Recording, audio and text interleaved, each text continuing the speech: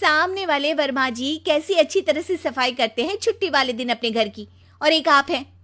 अरे यार, उनके पास कार है, ऑफिस पास में है और हफ्ते में 2 दिन की छुट्टी होती है, तो फर्क तो पड़ता है ना। मेरी तो शादी ही गलत हो गई। अरे कोई मस्त लड़का मिलता, कमाता भी, घुमाता भी, घर के कामों में भी मदद करता, लेकिन नहीं जी, हमारे वाले को तो कमाने से फुर्सत ही नहीं, और कमाई भी ऐसी कि कोई जरूरत पूरी ही नहीं हो रही है। सुनील बेचारा शीना को देखकर सोचता है कि शीना सही कह रही है। देखने में सुंदर है, घर का सारा काम कर लेती है, उसे तो कोई भी अच्छा लड़का मिल सकता था। क्या सोच रहे हैं? भागने का इरादा तो नहीं है?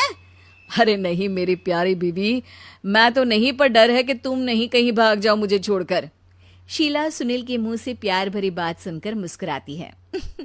आप भी ना। सुनील एक दिन ऑफिस से घर आता है कि तभी शीना कहती है, सुनिए जी, वो मेरी सहेली आई थी, सारा दिन वो लोग यहीं थे, अब जा रही थी तो मैंने कहा नहीं नहीं, मेरे पति छोड़ आएंगे ना तुम्हें, तो रोक लिया मैंने।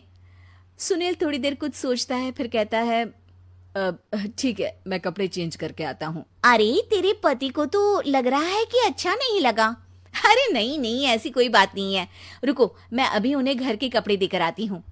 शीना अंदर जाती है जहां सुनील पलंग पर लेटा होता है। अरे क्या मजाक है, वो कह रही है कि आपने मुंह बना लिया। सही तो कह रही है, सुबह से अब ऑफिस से लौटा हूँ, एक कप चाय का तो पूछा नहीं, 20 किलोमीटर जाओ और आओ, और फिर कल उसी टाइम पर ऑफिस। अरे यार, मुझे गाड़ी चलानी आती ना तो बोलती भी नहीं आपको, और कौन सा रिक्शा खींच कर जाना है आपको। सुनील अब क्या बोलता। रात देर से आता है और सो जाता है। अगले दिन शरीर दर्द हो रहा है। अरे तो मत जाओ ना ऑफिस, चलते हैं ना मार्केट घूमने, फिर पिक्चर देखेंगे और रात में खाना खाकर घर वापस। सुनील जब सारे दिन की थकान वाला शेड्यूल सुनता है तो वो सीधे सीधे ऑफिस के लिए तैयार हो जाता है।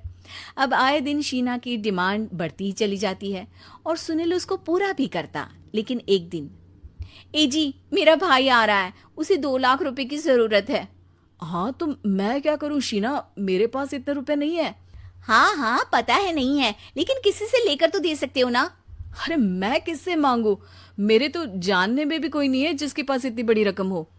तभी वहां शीना का भाई शीनू आ जाता है।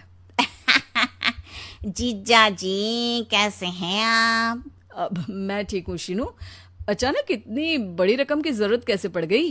अरे जीजा जी, वो बिजनेस शुरू किया ना, तो उसके लिए पैसे की जरूरत है, काफी हो चुका है, थोड़ा पैसा बचता है तो मैंने सोचा आपसे ले लूं। अब देखो, मेरे ऑफिस में कुछ लोग हैं जिनकी सेविंग अच्छी है, मैं उन लोगों से बात करके देखता हूँ। सुनील ऑफिस से किसी से पैसे लेकर शीना को दे देता है। शीना वो पैसा भाई को दे देती है 2 महीने बाद। अरे यार शीना, वो ऑफिस वाला आदमी अपने पैसे मांग रहा है, कैसे दूं? अपने भाई से बोलो ना पैसे दे दे। अरे हाँ हाँ दे देगा, कहाँ भागा जा रहा है, आप उनको बोल दो कि दे देंगे। थोड़े दिन बाद, शीना वो आदमी मुझसे आज भी पैसे मांग रहा था यार, मैं तंग आ गया हूँ, ऑफिस जाते ही सामने उसका चेहरा दिखता है, क्या बोलूं, बार बार पैसे मांगता है। अच्छा मैं शीनू को फोन लगाती हूँ, बात करके देखती हूँ। शीना भाई को फोन करती है लेकिन वो फोन उठाता ही नहीं। लगता है भाई कहीं ऐसी जगह है जहां नेटवर्क की समस्या होगी। सुनील अगले दिन दोपहर को ही घर आ जाता है। उसका चेहरा उतरा और परेशान सा होता है, वो रोने लगता है। अरे क्या हुआ जी, आप इतना परेशान क्यों हैं, सब ठीक तो है ना? अरे नहीं शीना, कुछ ठीक नहीं है, मैं ठीक नहीं हूँ। तुम्हारे भाई के लिए मैंने जो पैसे लिए थे, उस आदमी ने आज भरे ऑफिस में सबके सामने मेरी बेइज्जती कर दी। सबके सामने आज मैं कर्जदार बनकर खड़ा था। मैंने हर वो प्रयास किया घर चलाने के लिए जो मैं कर सकता था, लेकिन अब नहीं होगा। वो फिर रोने लगता है। अरे आप तो औरतों की तरह रो रहे हैं, मर्द हैं आप। क्यों, आदमी के सीने में दिल नहीं होता, या फिर वो इंसान नहीं मशीन होता है? अरे मैं थक चुका हूँ शीना, तुम समझती क्यों नहीं? मैं भी शारीरिक और मानसिक रूप से थकता हूँ, मैं भी आराम करना चाहता हूँ, सुकून चाहता हूँ। मैं अब कुछ नहीं कर सकता। कुछ नहीं।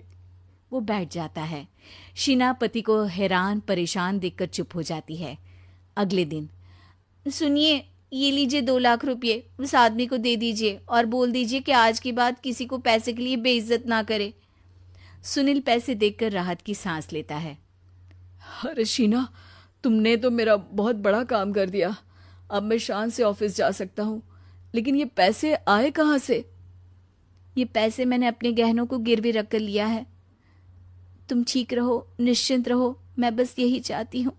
मुझे माफ करना, पर अब मैं समझ चुकी हूँ कि मर्द को भी दर्द होता है।